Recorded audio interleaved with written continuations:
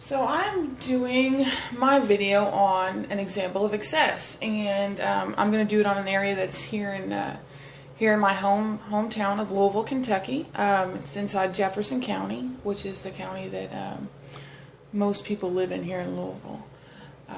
What we're going to focus on today is a little place called Anchorage, and if you see Anchorage, it is that little white blip right there. It's a city that's about 3 square miles, and it's kind of like its own little bubble, which is great for the people living there, but not so great for everyone else. Here's a list of things that they have available in Anchorage. As you can see, they have their own police department, their own fire department, public schools, trash pickup, and that's within a 3 square mile area, and that's an area that's probably about the same size of your neighborhood or subdivision, if you live in a neighborhood or subdivision. And here's a better idea of it, and just to give you some scale, that's only 1 square mile, that's 1 mile right there. So you've got this very small area. Now the problem with this very small area is it's completely self-contained, meaning that they don't do work with any other cities. They do somewhat in the county, but not as much. And here's an example of the difference between living in Anchorage and living in other cities here in Louisville. Now you've got the city of Anchorage, and their average yearly income per household is $134,000. Now here in Jefferson County, it's only $44,000. But when you've got that level of inclusion and you've got that level of exclusivity, you can say, well, I don't want anybody that needs help. I don't want anybody that's going to need welfare or anybody that's going to need, any sort of government aid that would be city mandated. Most importantly, I'm going to make sure that our kids don't have to deal with what other kids have to deal with in school, and we're gonna keep all that for these few children right here. And here's an example of that, because you've got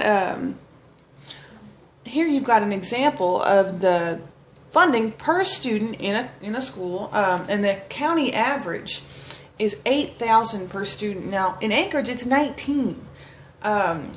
That's a huge difference, and to me, that's just, I don't see how anybody could say, well, we're gonna deal with these select few people that make a lot of money, and we're not gonna deal with anybody else that actually needs help.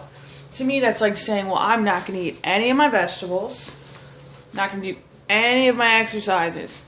I'm just gonna eat cupcakes and pretend that everything's okay, and just go about my life with this idea that instead of helping out, I'm just going to be in my corner and I'm just going to take care of me, because to me that's exactly what it says. And in the way it relates to our topic is the fact that the amount of excess would be, to me, excessive amounts of ignorance. You can't just exclude everyone that needs help. I feel like everyone has a moral responsibility to their neighbors to be there and to help out, and you can't just say, well, it doesn't affect me, so I'm not going to deal with it. It doesn't exactly work that way.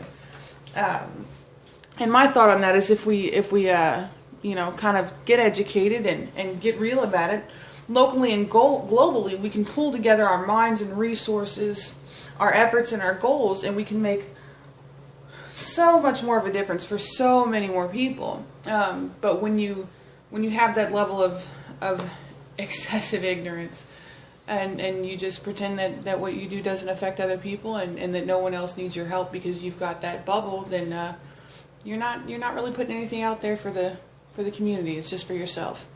Well, I hope you enjoyed my video, and I hope that somehow it worked out for what we needed, and I hope we're all learning something in this class. Thanks. Have a great day.